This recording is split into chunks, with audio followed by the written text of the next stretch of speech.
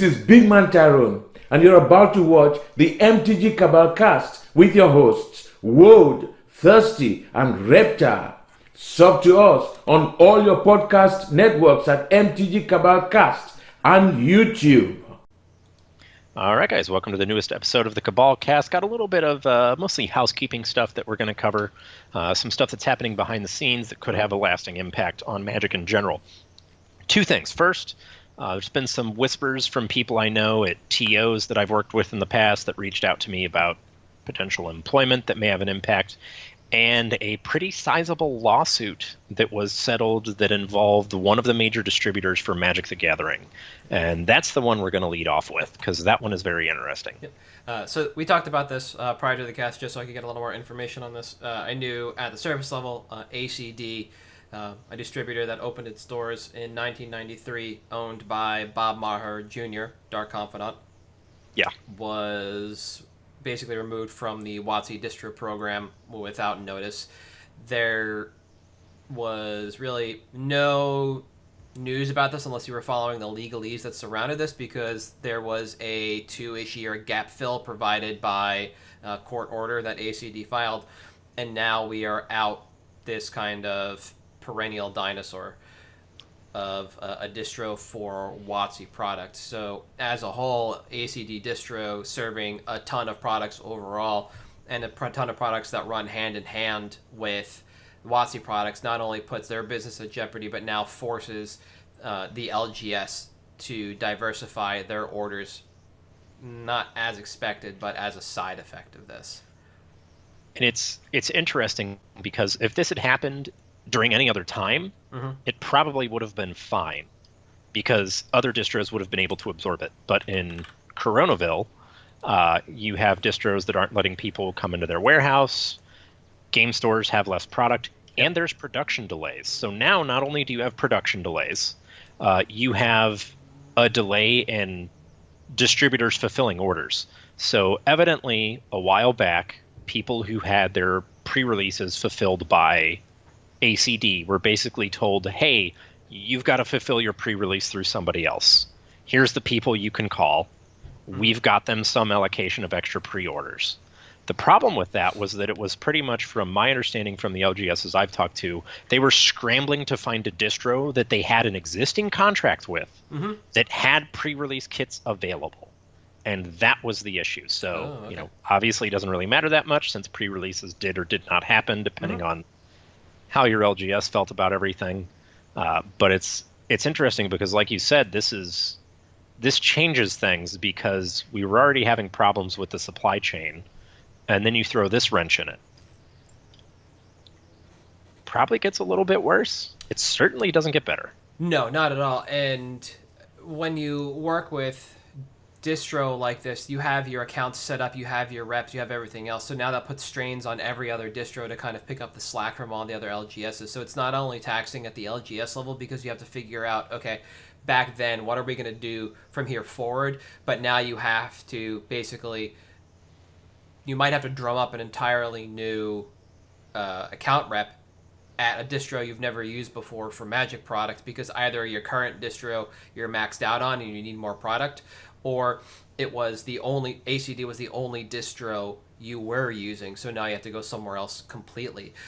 If I remember correctly, my LGS uses Southern for most of their stuff, but when it comes to WizKids and special order things, I think they go somewhere else completely. I don't think they go through Southern, and they maintain a fairly large list of account reps everywhere, and all those account reps know my store's business model.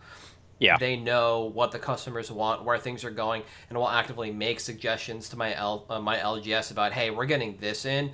You ordered a bunch of this. If it's sold well, why don't we look at that? And so there's a lot of tiered issues here if ACD kind of sinks from a distro standpoint, not just for Magic like it has, but for everything else moving forward. If this does affect the bottom line, as Bob has made kind of abundantly clear. Yeah. And, of interest along with that is the fact that, some people may not know, not owning an LGS. LGSs are incredibly hand-to-mouth and almost universally run under debt of some sort. You almost always have a line of credit out with your distributor. And if you had this rep and you had this long-standing relationship, it's just like any bank. Like, hey, you know what? You've been with us for 10 years. We'll give you a little bit of leeway. Yep. And you may get, an extra couple days that you can make a payment or something, or they may be like, look, we know you're going to make it back at pre-release. You only owe us a couple $100.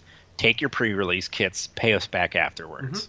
And this has that impact as well, which in a time when an LGS is already struggling makes things significantly worse. So I'm not saying that this is going to lead to widespread closures of LGSs or anything, because it's, not, as distros go, it was one of the smaller ones.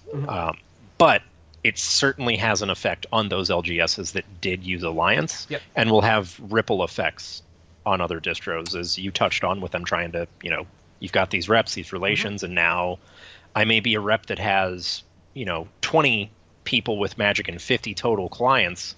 Well, all of a sudden I'm getting 10 more with Magic, and, if ACD does go, tits up, all of a sudden I got 20 more. Great. I now am in a social worker situation where I've got 70 cases to manage, and I can't do it. And there's too much. So. The other thing is to note about distros: when an LGS starts building that account and that rapport with that distro, they are not allotted I'll say the full amount in quotes, but the full amount is whatever they get years down the road once they prove that they can continue to move the amount of product that they are ordering.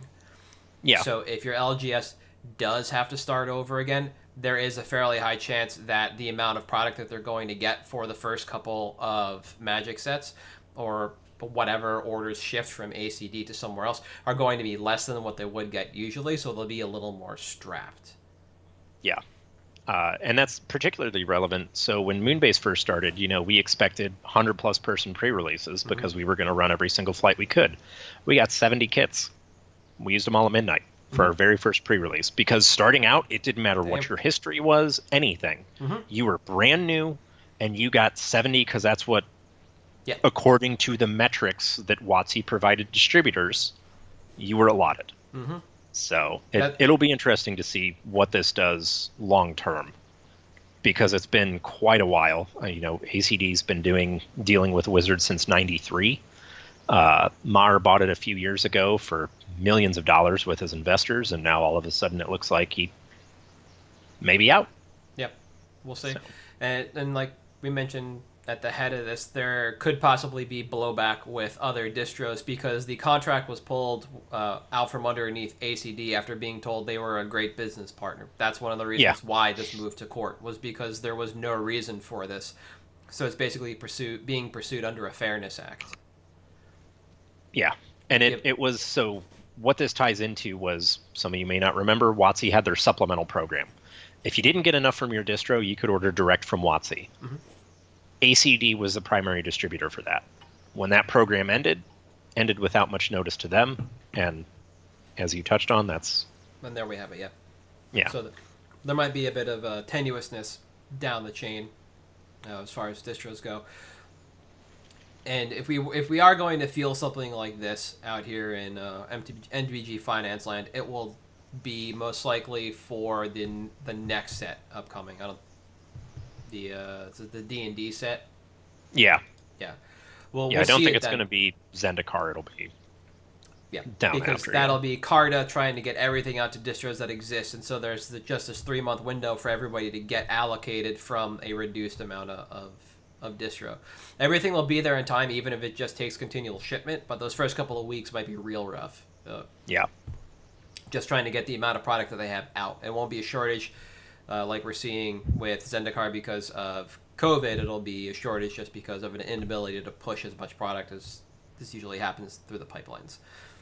So, yet again, something that'll affect us immediately, but will kind of suss itself out over time. And as things go on, and whether or not ACD gets his contract back, things will just kind of flush themselves out. But it is important to note that, much like we're seeing with singles from Zendikar and Jumpstart, the rarity of this product overall, because there not enough Jumpstart made it out, not enough Zendikar is making it out. These prices are kind of artificial right now. Everything that is real has a price, but not all the prices are real because of the scarcity. So there is that. So the second topic we have is about the Channel Fireball exclusivity contract for Magic Fests. They didn't have Mythic GPs, whatever. Yeah. So some friends of mine that worked with various tournament organizers reached out to me and basically said, "Hey, would you want to work with us for some TO stuff?" And so what this means is, according to them, they were contacted by Wizards of the Coast and told, "Hey, you may want to get together, more or less, you may want to get together a crew to run these events." Now, I don't know if that means make a pitch deck for it to pitch exclusivity, or if that means we're going back to the regional model.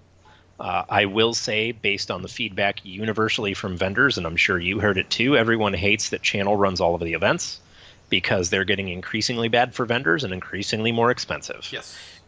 And after the success of the Command Fests, which were definitely a much more regional event than Mythic Fests or GPs shaped up to be, I think it makes a lot more sense for them to go back to a regional format. And more competition is always better. I think this is overall a net positive. It may mean you may not see the nationwide vendors. You may not see TOA at every single event. You may not see Moose. You may not see Mint, 95, those guys. Or you may. It kind of depends on how it goes, because under the old GP program, more booths meant more points, which meant better position and higher pick in the pick order. Yes. For where your booth would be. And the other thing is the TO was never in competition with the other vendors in the room. So when you look at events and you see that Legion was a TO and PES was a TO and Tom Shea was a TO in these regionalities, they were there to represent their business as a business, not as a competitor to the other vendors in the room. And the closest it ever got to that was PES, and God bless them, I loved their booth. They just had like 3 or 4 people sitting there with sealed dating all the way back to God knows when. Yep. And like, sure, there were cards in that booth because there were cards in the boxes, but that was it. That's the closest you got to competing with your actual vendors. I think in Detroit, in the corner by the bathrooms, there was like a Legion style booth that had all the t-shirts and all that stuff. That's basically as far as Legion goes. Tom Shea events were run by Tom Shea, and he does nothing more than scuttle around the room and check in on everybody and see how they're doing, making sure that even at the booths you can hear the round announcements, because that is important to vendors. Regionality like that was awesome, and the only vendor that made it kind of dicey, even years ago, was Channel, because you still had to sign up for a contract with Channel on the West Coast. You had to take a shitty GP to get a great GP on the West Coast. So you basically had to take a Salt Lake City style GP, which was notoriously bad, to get something like LA or San Diego or San Francisco to get, like, but that was their model for regionality, and it had always been that way. And they were always there to compete against you too. So they always made it hard for the vendors.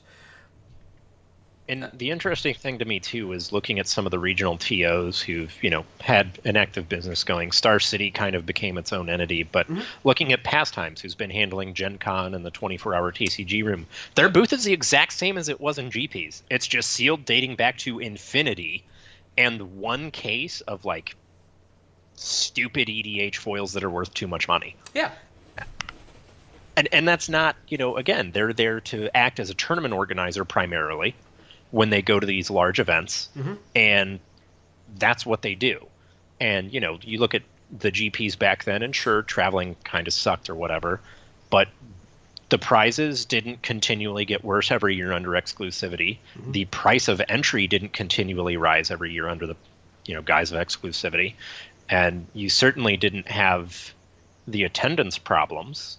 There were some, but making it a much more regional affair where, like, look, I live 5 hours from Chicago. Great. I can drive up to Chicago for a day, hang out, come back. Not to mention you also had better cities then. You had events in Chicago. You had events in Kansas City.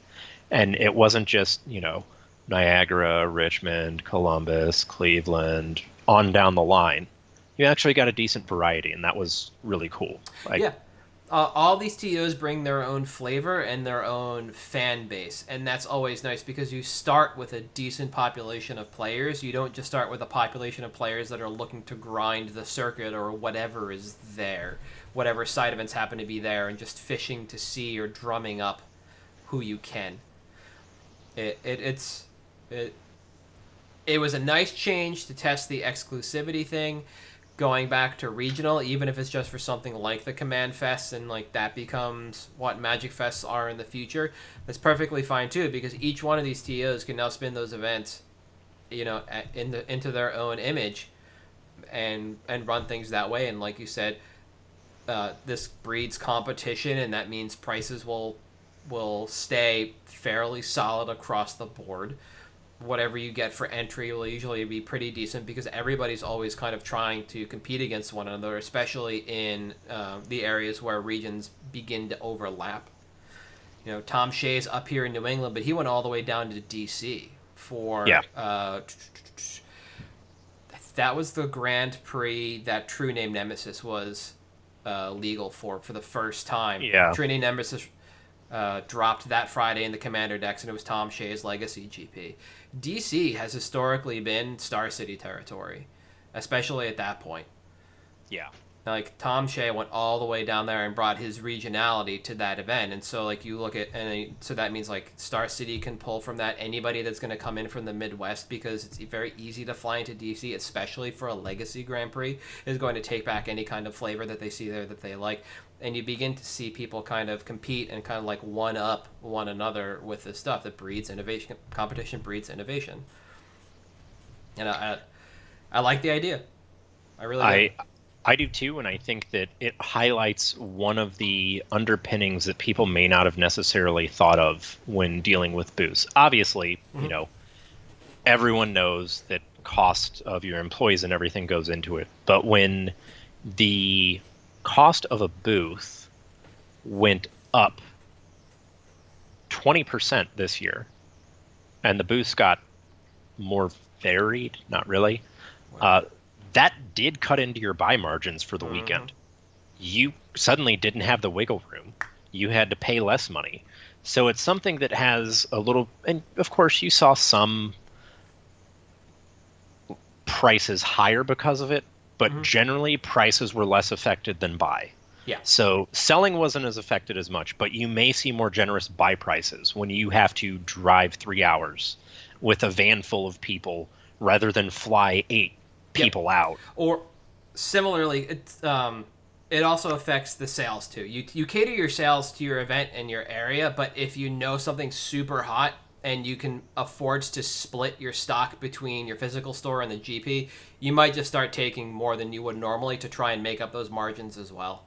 It really does. It's not the price of the booth increasing affects every aspect of your day-to-day. Like, you might go fish for sales outside of the GP room, meaning that you've attempted to line up large sales for like large pieces of cardboard. In Vegas, I know at least one CE set was basically sold ahead of time. Yeah. It was locked in, and it just required that person to walk to get to Vegas from wherever they were and pay and pick it up from the booth. But that is effectively attempting to offset that. People cost. Don't always fly with sleeves, binders, etc., because it takes up room. And when you have to be extremely tight and careful about your purse, very few people are going to bring stuff like that, especially katanas were in extremely high demand. And when Star City's not there, anybody who has an Ultimate Guard contract can bring them in. But the margins are slim, and you have to make everything up either in your buys or sells, so you're not going to bring those when you fly. Now you might see some more variance in there as well. Like, it snowballs, and it means a lot. It does. It's a very good point. So that's going to be very interesting. I think it also saves the life of Alex. Yeah. From Channel. Basically, Alex is... or was one of the lead buyers and lived in their GP kit for the majority of 2019 and 2020, and nobody knew how he was going to survive the year. Barely. Yeah, I think this saves his life. Yeah. So I think so. There we go. But that's most of the details for me. You got anything else you wanted to touch on? Try to keep it quick this week. Not really. I mean, the game's been pretty light in regards to what's been going on. We've just been having some arena events, standard sets release. We finally see the ravages of COVID on the supply chain in regards to Zendikar singles population, and then just kind of general notice of what's coming down the pipe in regards to product. And I think this is a really good time to actually step back and see what's going on in the vendor world. Yeah. So, this is. I don't have anything new in that regard, so I think we're just good to mosey forward. Let's do it. Picks. All right. I want to go first. Go for it. All right. So my pick for this week was a little bit of an emergency pick on my end. I was just doing some backfilling, and I was like, all right, let me set up some cards to observe over the next couple of months.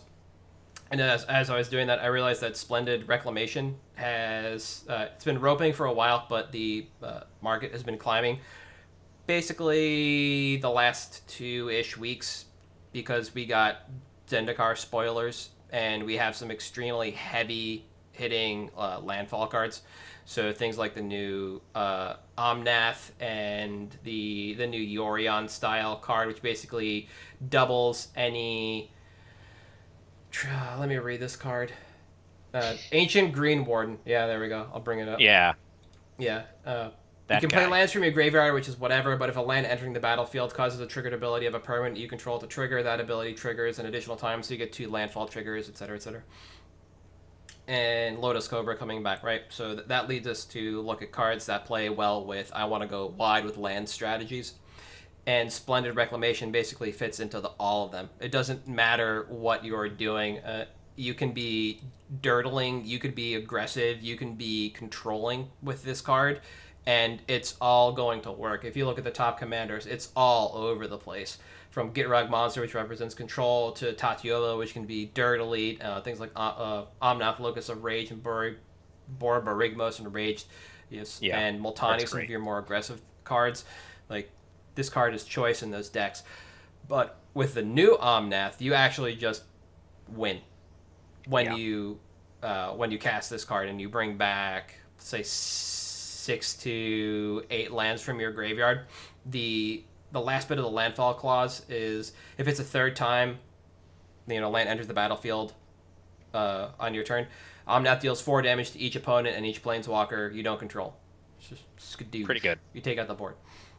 This card also pairs well with Scape Shift to just cycle through, get other extremely good lands, and kind of sneakily with Child of Alara, which was just eroded quote unquote a couple months ago, to make it a lot better of a control deck, so you can focus on lands and just use Scape Shift to just sack a bunch of basics, get a bunch of non-basics, creature lands, whatever you need to take over control of the board, and then get your basics back to just, if you want to cast some large X spells or just start animating things, you got that. The reason I made this as kind of like an emergency pick was because it's going up, and right now is a fair time to get in while it's sub $5. This is from not Shadows over Innistrad, Eldritch, yeah. Yep, Eldritch Moon. DM? Yep, EMN. EMN, yeah. Eldritch Moon, which means it came in set boosters, it came in pre-release packs, and it was in the F&M promo packs for a period of time, but we're out. It's no longer in circulation in that regard. So we've been at peak supply for some time now, and now with Zendikar in the hands of players, slowly, and then a little more over the coming weeks as we get the rest of it, people are going to start moving in on Lands Matters cards and getting ahead of that and buying in on this card, which there is no population of aside from what's on the open market. No additional is the place to be. You can pick up your Omnath later. You can pick up the Zendikar commanders that play well with this when those sets come out. That will be in supply of those cards for the next 12 to 18 months. This is gone. This is the card to look at. They could reprint this, yes, in a future standard set. I don't expect them to, because they've been doing some weird things with lands other than just like getting them all back from the graveyard. There was the Saga from Dominaria that did that as well. It brings lands back. I don't know if it brings them all or just the ones you sacrifice to the Saga. But I think it's all of them, and it's the third chapter, yes, whatever they call that. Yeah, exactly. It's the final chapter of that Saga that I cannot remember now, but this is the card that just gets you there. It gets you where you're going. This ends the game, and it demands the respect of a finisher. Like you look at Scape Shift in decks like this. Yeah. So, for me, this is the perfect card to buy in at when it's under 5. I think in 3 months, this is one we'll easily see it hit 7 to 8 if this trend continues. Because, like I said, it's just been on an upward curve, and I wouldn't expect this to be anything less than 10 in over a year if they don't reprint it. Just because this becomes a perennial all-star in decks that just want to muck around with their land base, even, like I said, to do something super dirtily. This is just and I think it's interesting, too, because it does... It's a low reprint risk, even though we're returning kind of to the plane where it came from, because we know it's vampires and werewolves, and this has nothing to do with either. Either of those, yeah. Correct. So we didn't really get any specialty lands the last time we were on Innistrad. We got the uncommon ETB tap lands for like the second time, and that was really about the it. So flip thing that made the big demon. Oh yeah, the token-based one. Yeah, that one. Westfield Abbey. Yeah, that. But that was the only one, and that wasn't, even though we got Gitrog, we didn't get anything that played nice with him. Yeah, it wasn't like the first Innistrad set where we got 5 non-basic lands that all had a very unique and decent effect. So this is just a card, like, you read it and you're like, all right, whatever, toss it away. And it was bulk up until about a year ago when it started to pick up. And I really don't expect, because it's tied to Nissa, and if we're trying to move away from some of these walkers and move back to things like Arlen Court and going back for a werewolf theme, I doubt we're going to get a card really tied to Nissa, since we're just leaving the Zendikar set. But even if it is reprinted in Standard, I really don't think getting in under 5 is anything to worry about. This seems like a card that'll bounce back, because it is just a perennial theme. You read down the list of the cards that have high synergy, and things like Cyclonic Rift are high up on that list. Yeah. People that want to be aggressive and like be more than a 70%er in EDH are still going to buy this card. People will buy this out even for something that, like, just taught you of a draw cards gain life. This is like the Feldergriff pick from a couple of weeks ago. Yeah. You want the premier effect to be pillow 40? Well, here you go. You want to be super aggressive with your land base and just sack it for value and bring it back to kill everybody with Omnath? Well, here you go. And that's what I mean. Like, this card demands the respect of a finisher, both from a play pattern standpoint and financially. So that's where I am right now with those. Solid choice. I like it. It has the EDH casual and competitive markets. Yeah. It could potentially see modern play. I know some people that go to locals in St. Louis occasionally throw it into their land sideboard in Legacy. Rest in peace, greatest format of all time. So yeah, it's solid. Yeah. I like mine. Your pick. Yeah, mine is a meme, and I love memes. You gotta live the meme dream. Yeah, gotta live it. So I went for Ema Foil Goblin Charbelcher. Why, you say? Because the deck has posted an insane amount of 5-0s in leagues lately where Modern is happening, and I love the art because they're literally throwing a Black Lotus inside the Charbelcher. Yep. It's hard to see, but it's there. It is there.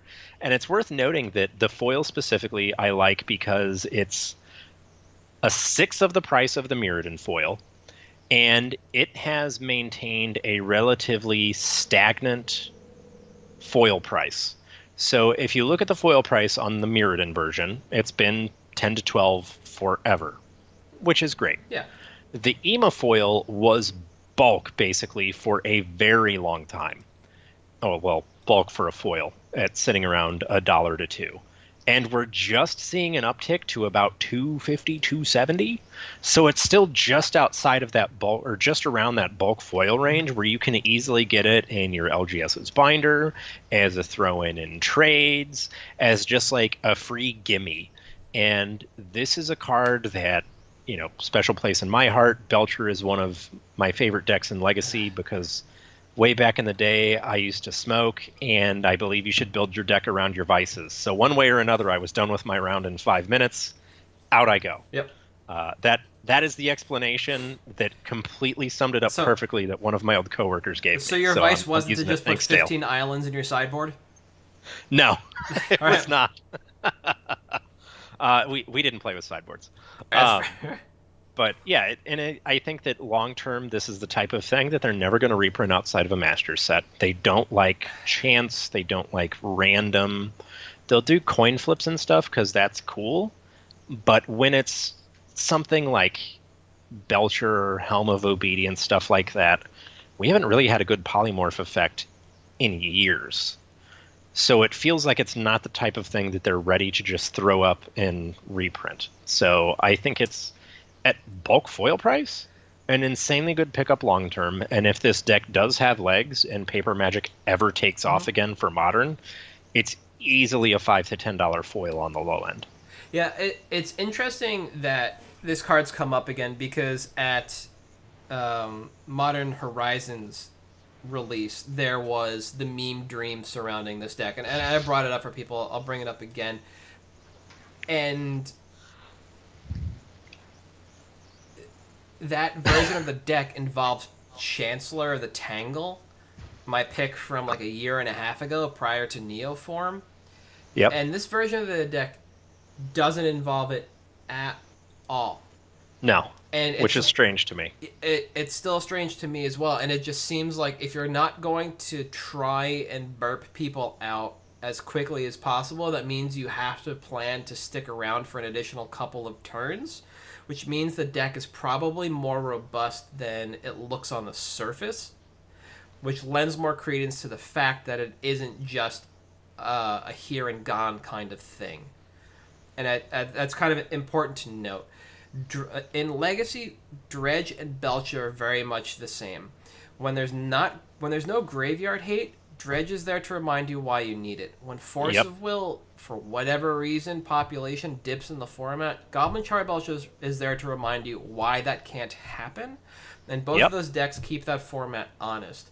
This is a deck in Modern that has never existed, and so there's nobody to keep honest. It's just here to surprise the hell out of people. Yeah. And for that to take over Modern events, to begin 5-0ing, to beat out the mill meme that we saw this past weekend and hold steady, this begs to be a card that looks to be, 3 to 5 for the non-foil because it really has very narrow applications. This isn't an EDH card because, like you said, there's so much chance, there's so much randomness involved in this, and you can't play, Mana Severance that allows you to exile the lands from your deck. So you can't play this really anywhere else but these two formats. But the moment it sticks, even for tier 2 or tier 3, but people start picking it up as the pet deck, that's when this card now is less meme and more real. And that's why I was, 1, impressed you picked it, and 2, this deck didn't play Chancellor, because that, like I said, to me says this deck is going to be real, and now this card actually demands the eyes and the attention of your wallet. If you were ever thinking about playing this card, 4 of easy, slam dunk, doesn't matter the version, pick which art you like best and go with it. Otherwise, foil all the way for gains. As many as you feel like you can pick up. For sure. So it is. I'm sure we're going to keep an eye on this, because why wouldn't we, right? Yeah. You don't just let something like this go by and not pay attention. This deck, man. This deck. It's great, right? It's so bad. Yeah, I love it. You come at me on Friday with this, and somebody comes at me today with Mill. I don't know what's going on in Modern anymore. There are very few archive traps left on TCG Player, by the way. Foil and non. If you need them, move, because they haven't been reprinted. Lord knows why we don't have real traps anymore. We got a rare Ravenous trap. So, not a pick, just an FYI. If you're ever interested in that, if you're out there listening. Yeah. But I think that's going to be it for this week, because I can only handle so much. And I want to see what that Vegas Stadium looks like. So yeah, same.